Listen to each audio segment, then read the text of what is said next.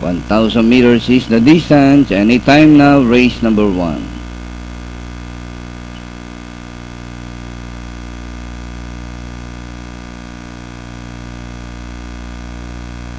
And the race on. TJ's Gold from the outside stone ladder. Pusang Gala down on the inside is Pagsangan Falls. And on the outside Iron Moth Pakanatoy, the man who never lied, racing in 7th position.